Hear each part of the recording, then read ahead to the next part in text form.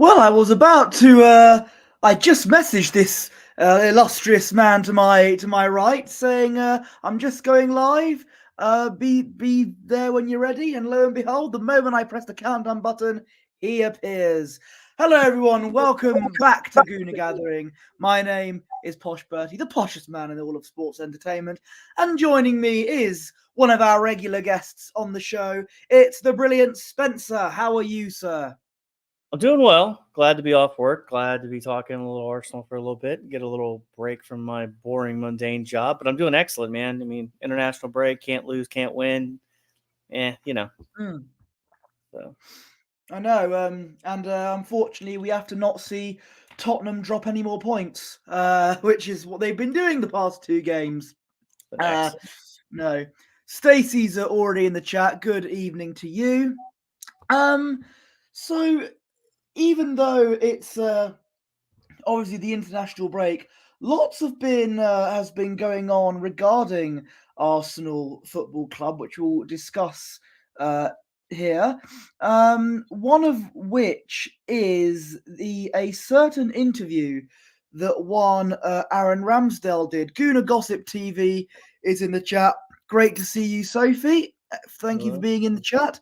So, as I was saying, there's a bit of a situation surrounding Aaron Ramsdale. He did a interview with Ian Wright regarding his position in the squad. If I can get what the quotes were and what he said. So Aaron Ramsdale has said in an interview that he said, and I quote, "If you ask me to focus on a game of football for 90 minutes, I'm finished. I can't do it. So that's why I get involved with the fans. I sing along with the songs. If someone's giving me abuse, I'll turn around and give them a bit back. I've had my 2 and 3 minutes of sort of madness in my head. Straight back to football. I've got 10 to 15 minutes of pure concentration again. Next thing you know, half time is around." Now, a lot of people were stunned when he said that because, you can't really publicly say that you find it difficult to concentrate during games. But I don't know. Does this have anything to do with the whole David Raya situation? I don't know. What say you, Spencer? Were you familiar with this interview? So I was reading some of the quotes. So I'm a former keeper. Okay. And I can tell you right now, you have to focus on that position. And that's not just because you can get caught off guard, but you have to understand where the flow of the game's going. And especially if you played indoor, which is a smaller or futsal or whatever. I don't know if you guys call it that, but indoor is even more. I mean, I've been chipped before as a keeper by coming too far out my box. So you have to be 100% focused. You're responsible for setting up the plays. You have to understand what the opposing team is setting up. Like, what are their formations? Where are they moving on the pitch? Where is the weakness for me to, like, if I need to roll it out to the right back, to the left back? So that concentration factor, man, that's so critical. And it's kind of like in the NFL over here, we hear quarterbacks say, "I don't like to do film study."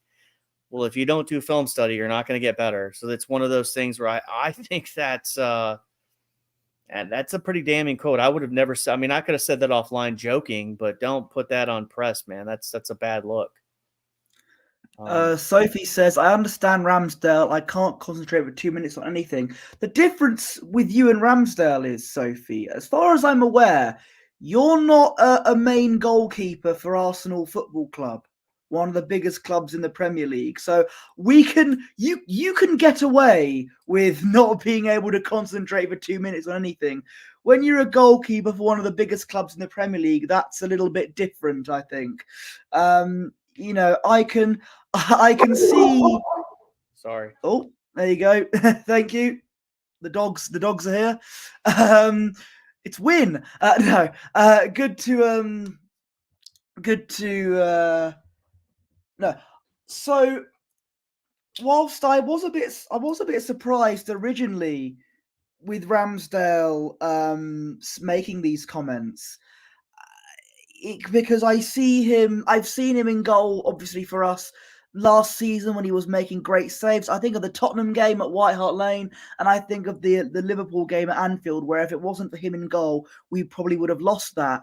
And you could tell he was really concentrating on that for a lot more than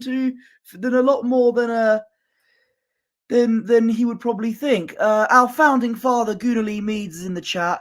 Big up, everyone. Thanks for supporting us. A wounded founding father in the chat tonight. Yes, that's why he's not here. Lee is in the hospital. He's all right. It's nothing serious. Don't worry. But he is unavailable for tonight. Hence why me and Spencer are holding the fort in this video. But like I said, look, there are times where I thought, we'll get to that comment regarding his dad, AFC always. When he said, "Oh, I can't concentrate," I originally thought this was surprising because of the saves he made. And then I think of the times where he gave that ball away against Southampton and some of the stuff where he either does or very nearly passes to the opposition player and makes my blood pressure tick. Could you say that that's in relation to not being able to concentrate? Yes and no. I mean, you got to think though, the Southampton goal conceded at the first minute of the game last year. That moment, you're just kind of settling in. The anthem's been played. You've been North London Forever was played at that time, so that's kind of probably a hype up moment for them or a focus moment. There's a lot of emotions rolling, but does it play a factor? I think so, man. I mean, it's such an unforgiving position.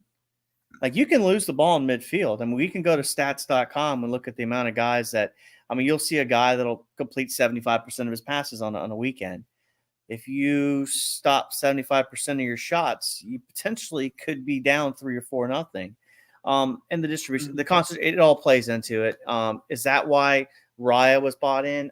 I don't think so, but could it be and now this, I mean, that interview in his, but like BX Gunner said about give the man some Adderall and call it a day. Certain sports don't allow you to take certain drugs because it's considered performance enhancing.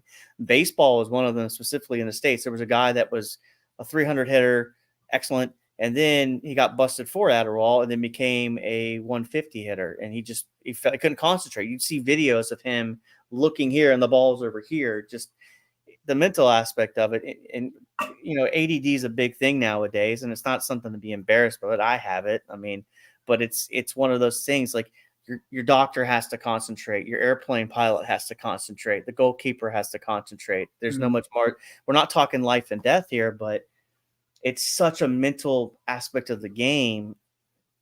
It doesn't shock me now hearing some of the comments and the way, and I know you said you're about to bring up his dad stuff. I unfortunately haven't got a chance to see that, but I'm sure that doesn't help either, right? Like, ugh. So no. So obviously there was a bit of a surprise originally that David Raya was about to sign for us, because I actually thought, as much as maybe we do need a better backup keeper now that Matt Turner left, I was surprised that David Raya was going to come to us full stop, even if it might have been something that some fans would have wanted. But I think what he has said, as AFC always said, it's not helping him at all. I'm sure Ramsdale wants a more game time with now that they've got David Raya in the side, and now he's saying, "Oh, I can't concentrate for a few minutes." That's not going to help him at all, really. And his dad making a comment on a podcast didn't help either. So Lee sent me what the podcast was, so I could give a. it's the Highbury It was an Squad. interview. The Highbury Squad podcast. Yeah. Yes, Lee Meadows told me that. Thank you very much, and credit goes to them. So Aaron Ramsdale's dad was a bit critical of Mikel Arteta for essentially not signing David Raya, but handling the situation surrounding it. I mean, great minds think alike. A certain someone you might be familiar with is in the chat saying Ramsdale took Adderall. Well, yeah. Good to see you in the chat.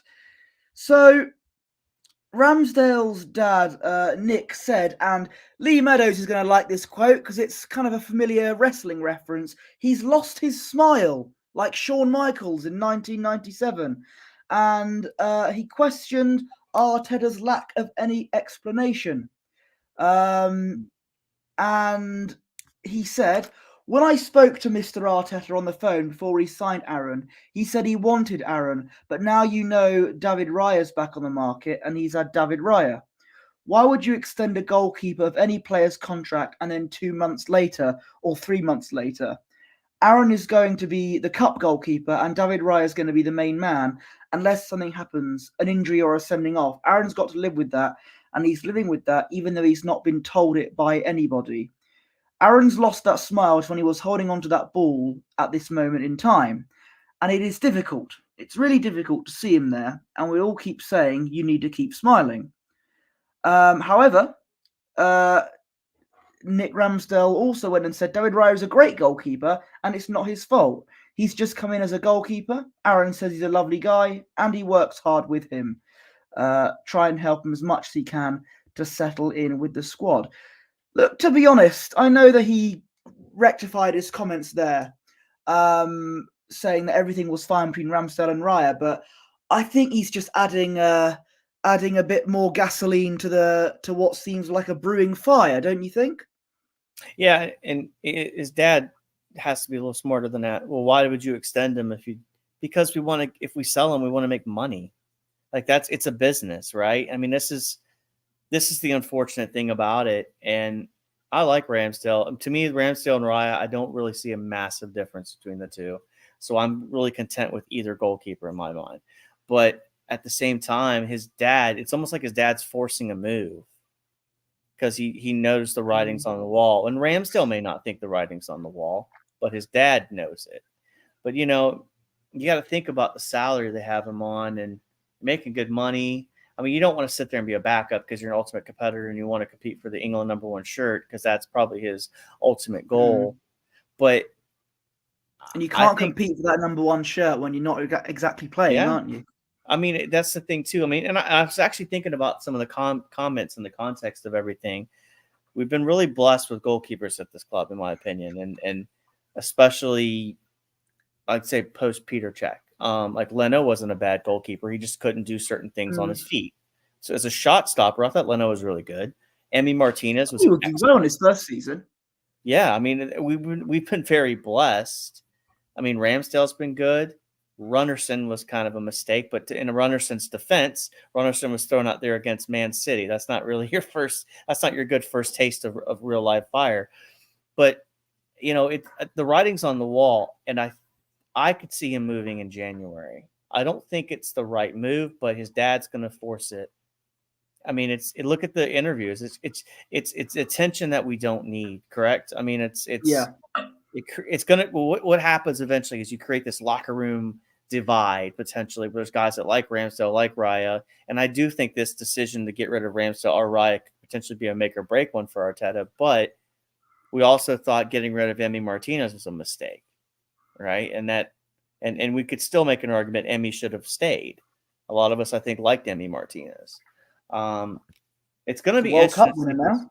Yeah, I mean, and we made good money off of him. It's not getting wrong on that one, but I mean, this thing, yeah, I mean, and that's another issue too, but that's also age and experience, right? Like 24, 25 is still pretty young as far as goalkeeper goes, but they don't really hit their prime to about 28, 29. But the best goalkeepers in the Premier League right now are guys that are what I would call sweeper keepers. And Raya is just a little better at that than Ramsdale.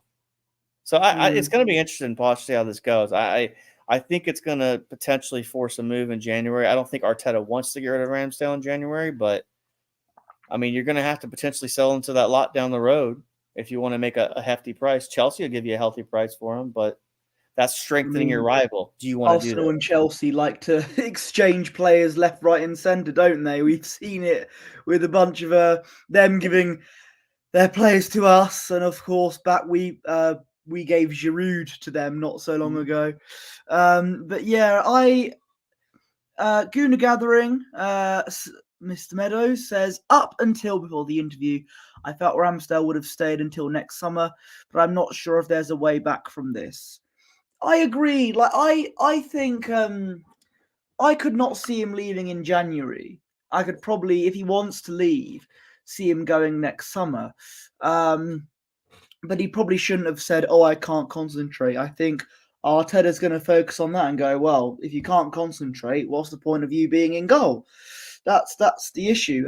BX Gunner says my biggest issue of Ramsdale was his lack of covering his near post. I think my biggest issue with him was he keeps very nearly giving the ball away to the opposition whenever he kicks it short. And if we saw against Southampton, he paid the price for it. Goonie Gathering, does Aaron even play against Brentford? I do expect him to do so. I mean, I can't, because David Raya, obviously he's on loan. He can't play against his parent club in the Premier League. The only other goalkeeper that we have is Carl Hein. And I can't really see Carl Hein playing a Premier League game.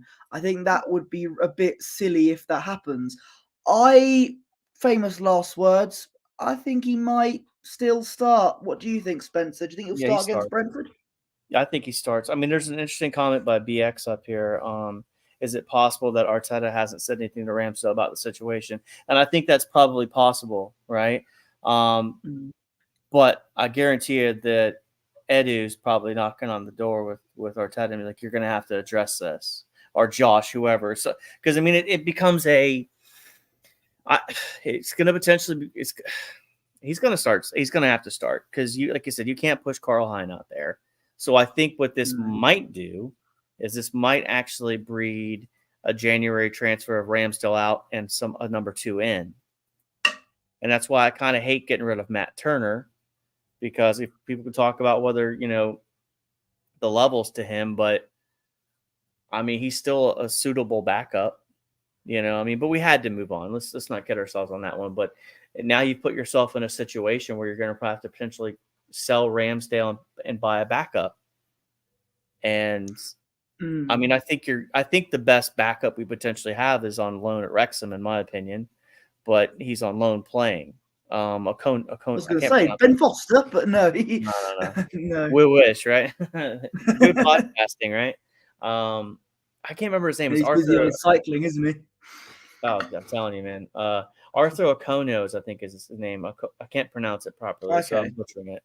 But that would have been probably my idea of a better backup than Carl Hein. But you got to step up, right? You're at a club making money. It's your job. Like, and BX is right. BX Gunner says Ramsdale was a big part of our rising up the table and rankings.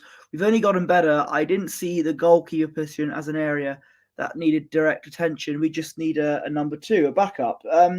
Yeah, I mean, when I was thinking of positions to strengthen, I said, look, you could sign a goalkeeper, but not exactly for strength. There's more backup and everything like that. But David Raya and Ramsdale, they're very similar.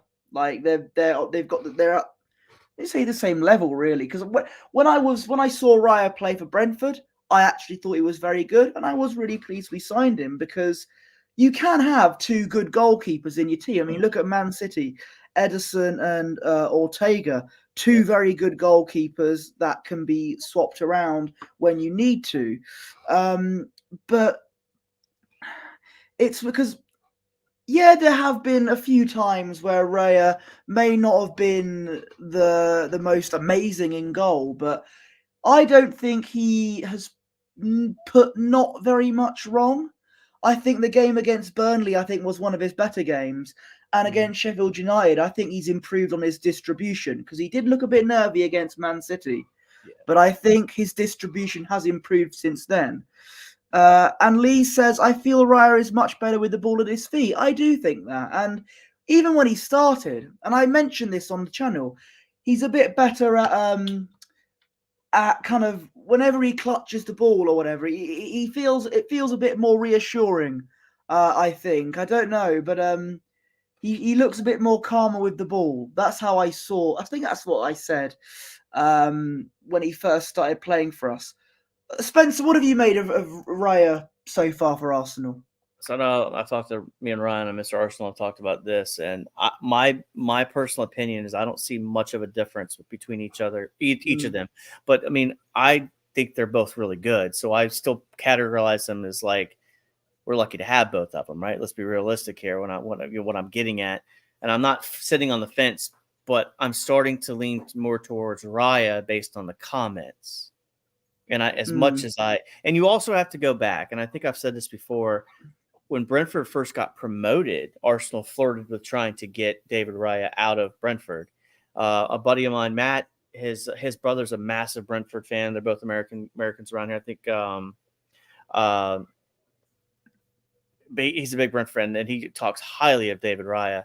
And for me, I didn't like how the change happened because I thought there was actually legitimately going to be a competition. And maybe I'm naive for not understanding coach speak. But at the end of the day, like I said a couple weeks ago, I think to Gary on DWTT that like, hey man, this is the guy, or maybe it was to you guys. It's like, hey, they moved on to Raya, and I'll trust it. All right. I mean, if you look at where we are right now, we've conceded 10 goals in the league in 12 games. That's tied with Liverpool for the lowest. So to pivot on what BX said, I think Saliba plays a big factor into our rise up to the table as well. Ramsdale does get absolutely some credit for that, no question. But it's a symbiotic relationship. The back line and the goalkeeper, it all works together. But we've scored 27 goals. Things are going well. This is where things would get squirrely, Posh, is if we were losing games. And he made the change for Raya. So this is where I think Arteta has kind of, I'd say, lucked out that we haven't hit second gear yet and it pushed on, but we're still not losing. We're winning. We're 1 point off of first. So it's easy it's. Yeah. And also on your point, I always thought that Ramsdale would play in the Premier League and Raya would play in like the cup competitions, including like the Champions League and like Carabao Cup. But it seems that Raya's playing all the games apart from the Carabao Cup, which we're not in anymore. So, but we might see Ramsdale play against Brentford. I don't know. I think we're going to move on from this. It has been like 22 minutes. Another thing that I think came out today was the audio from the VAR audio during the Newcastle game when Anthony Gordon scored the winning goal for Newcastle, and there are about 5 million checks. There was debate on whether the ball went out of play, a potential foul on Gabriel with the Newcastle defender kind of putting two hands on him, and a potential offside as well. So 3 checks, not 5 million. Correction there. But they released the audio, and so the claim is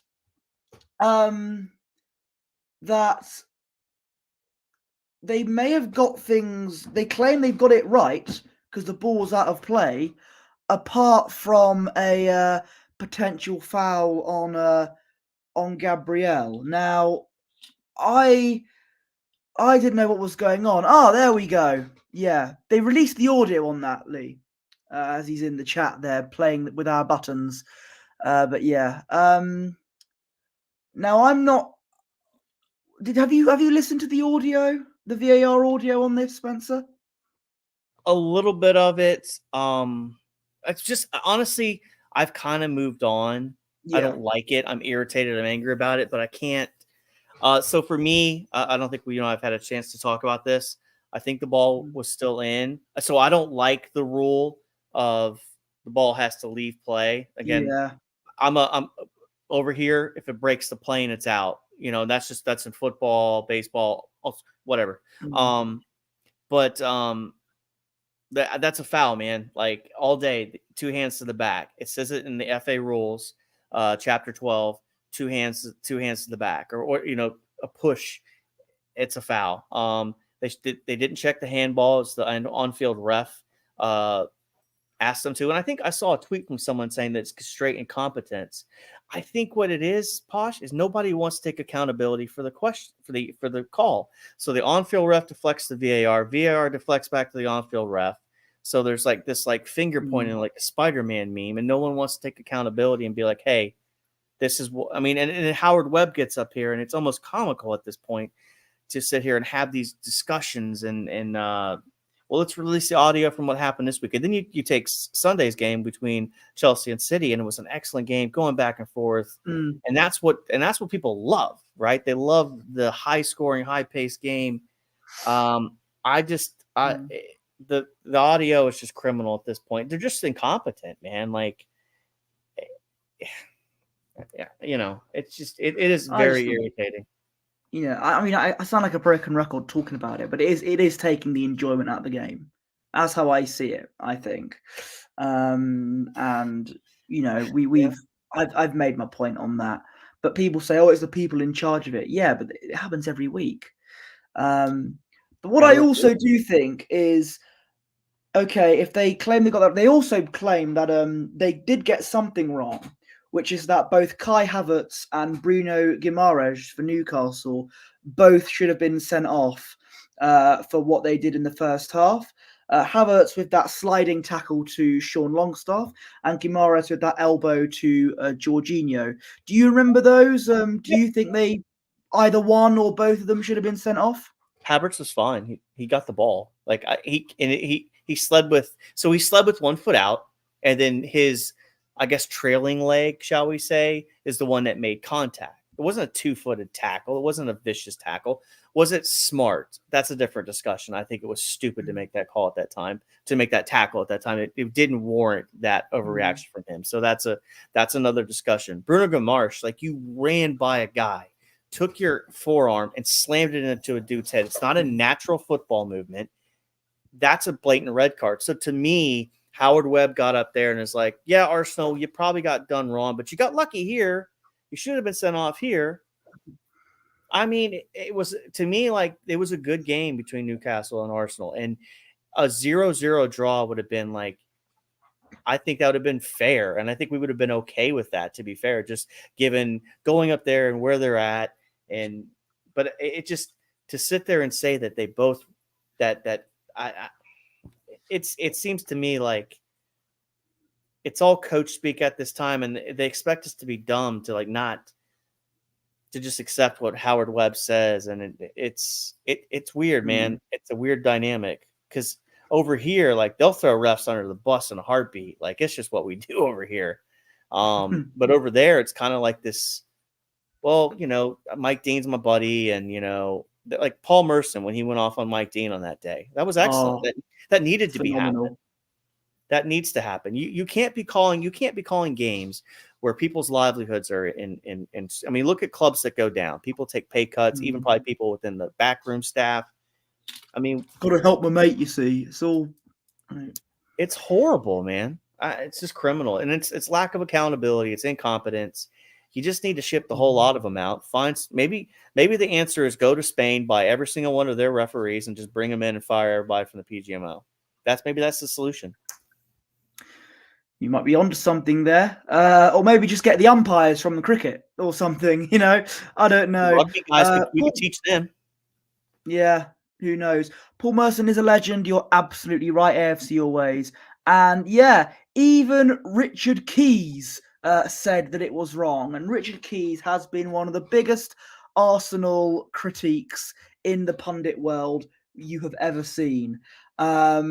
Someone has changed his tune from last season when he was moaning about Arteta not being in his technical area.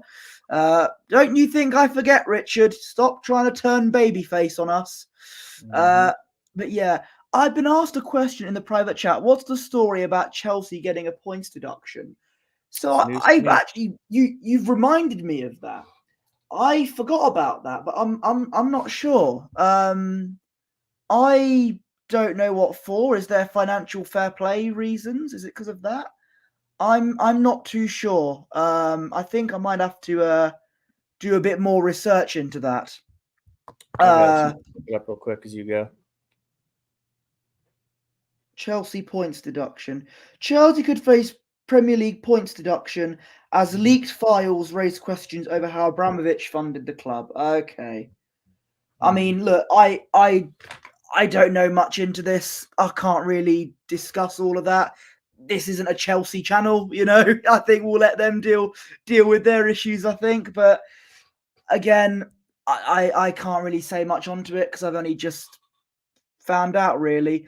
There was one more item on the agenda here, and it involves our main captain, Martin Odegaard. So obviously, the game away to Sevilla, he was getting critiqued a lot for ghosting in the big games. He was dropped against Sheffield United. A lot of people thought that was the result of that. But actually, he may have picked up a bit of a knock, a bit of an injury. And we then get the news that he's not travelling with the Norway squad for the international break this week. Apparently, according to one Gunnar Meads, Odegaard may have potentially picked up a concussion, I think. So his Arsenal absence was down to concussion fears. I did not know this. So that's probably why he missed the last 2 league games, and he's not with the Norway squad. Do you have anything on to say? I mean, we kind of, as much as Odegaard, people talk about ghosting, we did kind of miss his creativity a little bit, haven't we?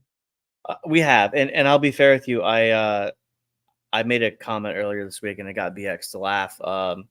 But it's kind of like playing FIFA, right? You play 8 games, and you're scoring goals from everywhere, and then all of a sudden, in that 9th game, you forget how to score, and you're trying to score a certain way, but it's not open. So sometimes you need these mental resets, as I like to say, to step away from the game. He's probably looking at it as he's trying to force things in a certain manner that it's not there when potentially the left, like he's deciding to go right when left is the right answer sometimes. So concussions can do that. I mean, it clouds your head. You're running out there. And I think it's feasible. Like, I think Odegaard's a good guy. Like, I know some people say he goes disappearing in big games. Is there times where we should get more of him in big games? Yeah, sure. I mean, I think another thing too, he has the captain's armband, so there's a more expectation from your captain as well. That's why for me, I would love to see Declan Rice as the captain. Yeah, I may not be he in the offers a minority bit more on that. leadership. You can tell that, can't you? Yeah, and he just no matter how bad we are, Posh, you can see Declan Rice's quality. Like, you see his runs, his positioning, is like everything's there. Like, it's just. But Odegaard, like, I love Odegaard. I think he's a good player. Did a lot of good stuff for us last year. Scored a lot of goals. I think we are missing his goals because, if I'm not mistaken, I don't think he has a lot so far from this year. I don't want to be wrong on this, but we've scored 27 goals, which is the same amount as we scored last year through 12 games. But I don't think we've been doing it with a lot less of the usual suspects outside of Bukayo Saka. And Odegaard if we're going to win this title, Odegaard is a guy that we need scoring chances created and goals from. But I hope he gets better. I'm kind of glad he didn't go away with Norway. I know that's selfish. I'm not a big international break football fan, to be fair. So I'm wrong on Odegaard. Odegaard has 6 goal contributions this year, so he's our 4th highest for that in all competitions. 5 goals, 1 assist. But so it's leading by example in terms of goals and assists, but maybe not in terms of, like, being the boss in a way. Yeah, and I think a lot of things, this and our style of play's changed. So we're a little bit more solid in the back. We've gotten a little more structurally sound where we're not getting hit on the counter as much. We did early in their season. We definitely saw that. But, Odegaard, I mean, we don't – I guess some people, when they see captain, there's certain criteria people want for their captains, right? And everybody's got a different one. I mean, leadership is sometimes not leading vocally. It's leading by example. And I think you said that phrase a couple seconds ago. And I've been around people that are vocal leaders. I've been around people that just do the job and show up every day. And Odegaard is the latter. He just shows up and does his job. Does he go missing? Yeah. But that also comes down to tactics and not being able to adjust to tactics, right? And that goes back to the manager. You have to adjust to make in-game adjustments. But I do agree with AFC that we should give it to Declan. I'm not going to agree that Odegaard's not captain material, but I will say that Declan Rice would be better captain material.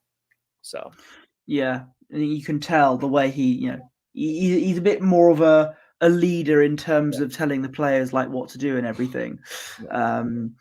But yeah, he also says, what are your thoughts on Everton being deducted 12 points? Another team with points deduction. And it's about financial fair play, apparently. I don't know. I don't know what's going on there. Here's the thing. They could take 12 points from them and they'll still stay up. Because I think that bottom three right now is going to go down. Like I think it's going to be the easiest relegation battle we've had in a long time, to be fair. I mean, Burnley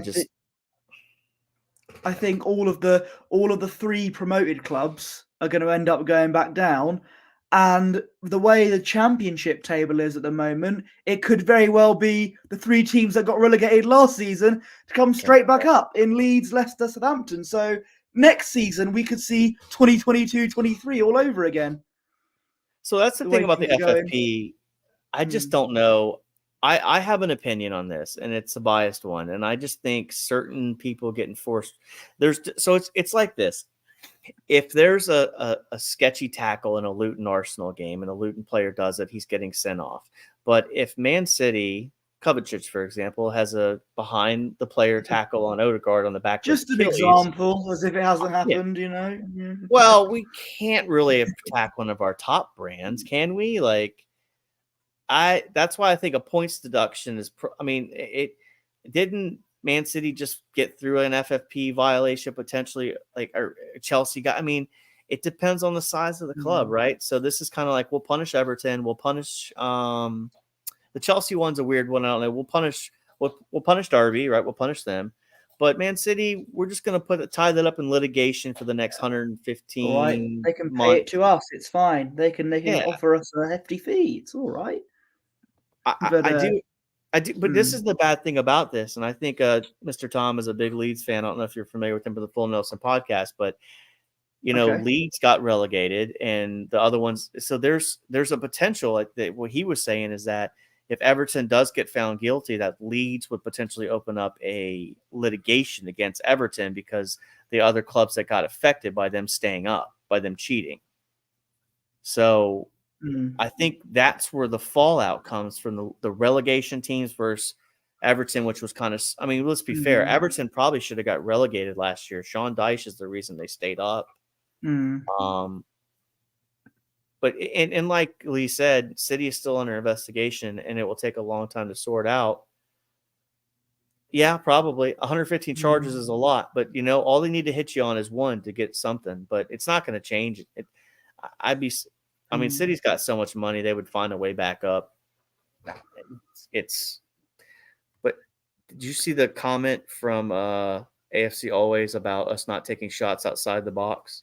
Yeah, we did have a player that could do that, the old Jackaboom, but that isn't the case anymore. But I don't know. I haven't really thought about that, to be honest. I don't know. Well, that's just something in due course, really. Niall Kane. We were just talking about Ramsdale. We'll have to wait and see come January if he really will go. But we talked about that at the beginning of the video. You can go and catch up on that. We'll have to wait and see if his time is up or not. But it's not looking good based on the comments he's made. But good to see you in the chat, Niall. And the other major story, according to our founding father in the private chat, is Gabriel Jesus with Brazil. So I've looked this up. Gabriel Jesus is set to miss a game against Argentina this week with the Brazilian squad. This is probably due to the fact that he's still got that injury. So hopefully he can be given a rest. And as I said, hopefully he'll be back in time for the Brentford game. And I think resting those players to make sure they're fit for next 2 weeks' time, it's a sensible move, don't you think, Spencer? Yeah, okay. Again, I'm not a big international break fan. I think it's criminal all right, here we go. Here's the hot take of the day for me. It's criminal to collect a paycheck from a club and then go out and play your international duty when you haven't been playing. To me, it is. I mean, I understand if it's Euros. I can understand that. But, like, the U.S. men's team's doing some friendlies. I mean, like, I just prefer club over country. I'm just that guy. And you've got guys like Partey that can't stay healthy. I love Jesus, but we need to think potentially about that position in the summer. That was the news. I didn't know that. I didn't know they evoked the FIFA rule to summon Jesus. I didn't know that. I was thinking more of the fact that he wasn't going to be available for the game. So I can't really. Well, I don't have much to say on that, to be honest. The quote from the doctor is that he's far from fit. Well, then why'd you invoke that? Like, I guess maybe thought Arsenal was holding on to him, probably preventing, because the FA, these, and that's the thing. That's the other balance point of this. The FA, for each of these countries, they're thinking about tournaments coming down the road, and under 21s, under 18s, under 17s, and they don't care about club ball. So that's not their juice. No, and I think, this international break's pointless because England have already qualified for the Euros, and we're placing like North Macedonia and Malta. I don't know. When the Euros start, that's when international football actually means something. And also the Nations League is just a glorified friendly tournament as well, in my opinion. So, but yeah, that's my opinion. Martinelli got withdrawn from the last international match. Was this in October when he may have still had a bit of a knock? So I don't know.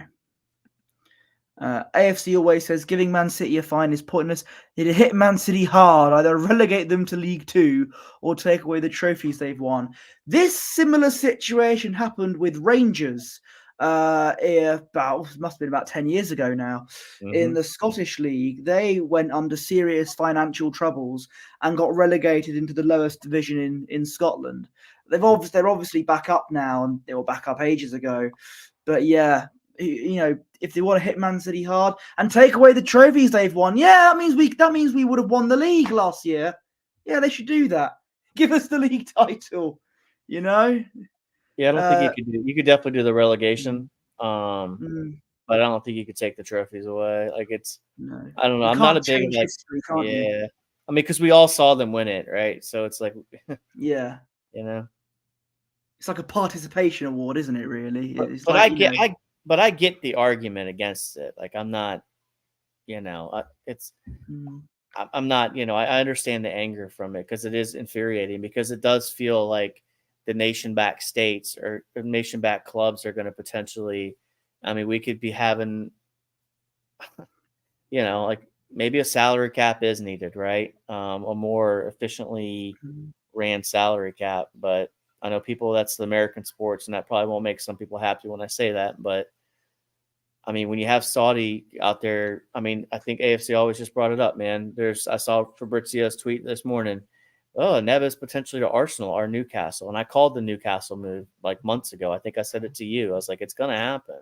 It's not, if not this year, next year, he'll be back in the Premier League with one of these teams. And it looks like it's going to be us that are going to hijack a transfer for once. We could potentially, if we get enough funds, be looking to sign Ruben Neves, because I personally, whether I agree with this or not, I think Thomas Partey's time at Arsenal will be coming to an end because of all the injuries he has had. Now, whether I think that's a sensible move or not, that's another story, but it looks like he'll probably end up getting sold as soon as January, and then bringing in someone like Neves or Douglas Luiz if we have enough funds, potentially. BX Gunner says Juventus have had titles taken away. I knew they had deducted points, but I didn't know they had titles taken away. But yeah, the English FA would have to make that call, and I don't. Do you think? Do you have faith in them to make that call? I mean, look at No, they I allow. don't think they won't do that. No, I get what you're saying. You can't exactly change history. True Gooner, hello Josh, good to see you in the chat. Good evening to you too. What was I going to say? Do you think you will see Neves at Arsenal, or is that a bit of a false story?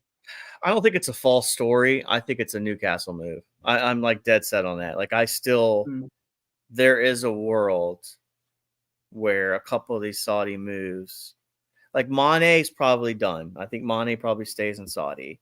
Ronaldo stays in Saudi. But I mean, I know there's one that hasn't worked out, and I think I saw, but he's always a guy I really rated well from Celtic, and that was, oh my gosh, I'll remember it after the stream. But he was the winger for Celtic. I mean, he hasn't played much for Al Ittihad. I'll remember it when we leave, but he's a guy that could potentially move. The Neves one is interesting. I like him, but I also wonder if like his move has come too late as well. Like, I feel like he's at an age profile where if you were to move him, if he was to move to a pro Premier League club, it would have happened, like a top 6 club. But look at Trossard. Trossard's 27, made a move, and he's played well. It's an interesting one. I still think Newcastle probably gets him on loan. That's my gut feeling for January.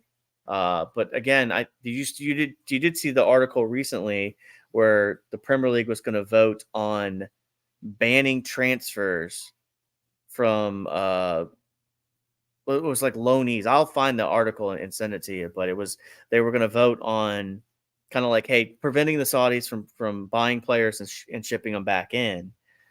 So there is, when I say this, I don't think I'm the only one thinking, and I think a lot of these clubs in the Premier League are thinking they're worried. I mean, Jota, there we go. Jota. Yes. Yeah, I just looked them up. Yeah, I was going to bring it up. He was a good player. He's kind of disappeared over there, but I thought he was excellent for Celtic. I mean, obviously, that's a Scottish league, so people are going to slag it off and make jokes about it. I get it. That's fine. But I think Jota's a guy that I could see. He's a young age profile. He could come back. Where we got Kieran Tierney from. Yeah. And he didn't end up doing too badly. Yeah, and Tierney's another guy. It's going to be interesting. I do think the Douglas Luiz one's a good shout. I like Onana. I do like him as well. A little bit younger age. The Everton one. Yes, the Everton one. Yes, okay, yes. So the Man United goalkeeper. I was like, no, we don't need more goalkeepers. No. We don't need him as well. So there's options there. The Douglas Luiz one, I think the price tag last summer was rumored around $25 million. Aston Villa said we're not selling. So when you look at that, if you're going to buy him in January, and Villa's in a title, top 5 race as well. I mean, they're probably looking at it and saying we can make a run at this. Why not? So they may not sell at all. Fofana from Monaco was another option. He was actually linked with us earlier on in the season in case we couldn't sign Declan Rice. So that might be another option. So I don't know. We'll have to see how it happens come the January transfer window. Villa looking really good this season. Yeah. You know what? I don't mean to toot my own horn, but I said before the season started that two of the teams that will set the Premier League alight and you cannot sleep on this season will be Newcastle and Aston Villa. I said it would be a good evening for Unai Emery, and it is. And I believe I think the Premier League, the top half of the Premier League table will begin to kind of split apart next week because the fixtures are Man City versus Liverpool and Tottenham versus Aston Villa. So I think the very narrow gaps, unless both games end in a draw, might increase a little bit. So my top 4 this season: Man City, Liverpool, Arsenal, and Villa. Interesting. You think Unai's going to get him in the top 4? I think when we did our preview show, Posh, I think you had Villa in 6th, if I'm not mistaken. 5th, I think. I said 5th. It was up. I think it was up there. It was in that. So you were right. I mean, you've been spot on that one. Although I did say that Tottenham would come 9th. So I think it's not over yet. But I think when they get their best players back, it pains me to say this, but I think they'll cook on gas again. But they're got a bit of a lack of squad depth at the moment, but for sure. we'll see what happens come the end of the international break. I think that would do it for the roundup today. There was some news that Lee wanted to talk about regarding the WSL, but we will be doing that on the Sunday when myself and Guna Lee Meads will be watching the Women's Super League. It'll be my debut of doing a watch along for the Arsenal women's team. Let me have a look on who they are playing. Brighton away, the Arsenal women's team. I can't wait to watch it. I will be able to learn a lot from Guna Lee Meads. Obviously, I know some of the players, but I'll be seeing them play a bit of footy for extensive amount of time. I've seen some of the highlights, but it'll be the first time I'll probably focused on an Arsenal women's match. So that'll be very, very interesting on the Sunday. So be sure to tune in on that. That's going to be interesting. I can't wait for that. BX Gunner says, I think it could be a clean sweep in Europe for English teams this season. Yeah, it could very well be. Villa winning the Conference League, Liverpool winning the Europa League, Arsenal winning the Champions League. It could be a clean sweep. No, that Bayern Munich team's pretty good. Real Madrid as well. Let's not forget. You never know. Jude Bellingham might set the Champions League alight, I reckon. Great show. Thank you very much, AFC always. And yes, I'm looking forward to the watch along on Sunday as well. That should do it. Thank you very much, all of you who has tuned in. I'm going to find the banner to put the socials up.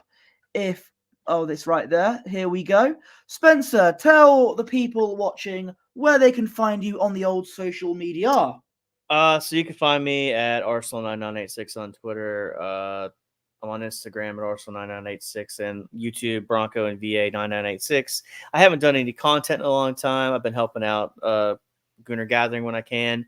Been helping out Mr. Arsenal podcast and Don't Waste the Trip with Gary and those fellas. So I'm kind of busy bouncing around, so I don't really do my own stuff. Work doesn't really allow me to do it as much times, but I always enjoy being invited on to discuss the Arsenal and other matters, and enjoy you guys coming out and hanging out with us, man. It's thanks for spending your evening and your afternoon in America with us. Absolutely. And you can follow me on X or Twitter at PoshBertie, and my Instagram is at Bertie Wanless. And you can follow our founding father at Guna Lee Meads on Twitter. And you can follow the channel at Gooner Gathering on Twitter and at Gooner Gathering on TikTok for silly clips of us rambling on with a bit of music in the background, because we do like a laugh on the old TikTok. So that should do it. Thank you very much for tuning in. I don't know if we'll do a video later on this week, but I do know for sure that I will be back for the WSL game on Sunday. Until next time, take care. A winner is you.